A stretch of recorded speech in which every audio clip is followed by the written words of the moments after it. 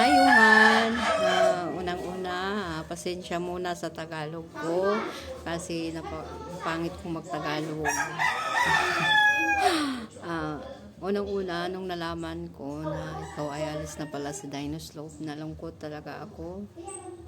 Kasi syempre wala ka ng chance na makabalik pa sa amin dito.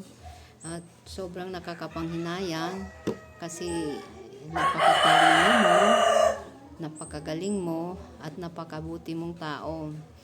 So, sobra kaming nanghihinayang sa'yo, pero wala kaming magagawa dyan kasi buhay mo yan. Kailangan mo din maghanap ng magandang oportunidad para sa ikagaganda ng buhay mo. Yung sa amin lang is good luck. Alam namin na mas lalo ka pang i-bless ni Lord. Bawunin mo yung pagiging mabuting tao mo para mas lalo pang gaganda yung buhay mo. And maraming salamat sa iyo, lalo na nung nagpunta kami dyan. Salamat sa pagbibigay mo sa amin ng time and effort na ipasyal kami. Hindi namin yun malilimutan. Tumatak ka talaga sa puso namin. Good luck na lang. We love you.